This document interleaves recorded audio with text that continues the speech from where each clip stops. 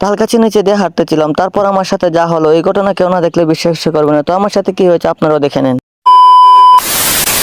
High, আসসালামু আলাইকুম, কেমন আছেন? আশা করি ভালো আছেন। তো প্রতিদিনের মতন সকালবেলা ঘুম থেকে উঠে আমার ঝিকঝিক ব্রাশ নিয়ে আমি ব্রাশ করতে শুরু করে দিলাম। আর ব্রাশ করতে করতে চলে আসলাম আমি পুকুরে দ্বারা। পুকুরে এসে ভালোভাবে মুখ ধুয়ে নিলাম, তারপর ঘরে চলে আসে। আর ঘরে এসে আমি আমার ওষুধটা খাওয়া শুরু করে দিই। এটা হোমিওপ্যাথিক ওষুধ, এটা আমার কোমরের জন্য এনেছি, তার জন্য ভালোই ছিল ওষুধটা। তো আমি খেয়ে নিই, আর এদিকে নাস্তাও করে নিই। খাওয়ার পরে নাস্তা শেষ করে রাস্তায় বেরিয়ে এরকম ঘটনার শিকার হবো তা কখনো কল্পনা করি না, কারণ আমার হাতে পাখি পটি করে দেয়। আমি তার গাছের নিচে হাঁটতেছিলাম আর তারপরে পাখি পটি করে দেয়। তো পাখি করে দিয়েছে, তো কিছু তো করতে পারবো না। তারপর এটা নিয়ে চলে যায় আমি ধান খেতের সামনে। ধান খেতের সামনে যে এগুলো ধুয়ে নেবো তার জন্য। আর এদিকে মানুষ হইলে ততক্ষণে মারামারি শুরু করে দিতাম। তো ধান খেতের সামনে চলে আসে, এটা আমাদের ধান খেত। তারপর এটার দিকে একটু পানি আছে, তো আমি পানি দিয়ে ধোয়া শুরু করে দিই। সকালে হাঁটাহাঁটি করার মূল কারণ হচ্ছে আমাদের ধান খেতে আসা লাগবে, তার জন্য এসেছি। কারণ আমাদের ধান খেতটা আলটা ভেঙে যায়। তো এটা দেখে আমি ভাবছি কোদাল নিয়ে বাসার থেকে এসে ঠিক করে দিব। তারপর এটা ঠিক না করলে আমাদের পানি সব শুকিয়ে যাবে আর ধান খেতে ধান হবে না। তো আমি এখন ঠিক করতে থাকি আর আপনারা সাবস্ক্রাইব করতে থাকেন।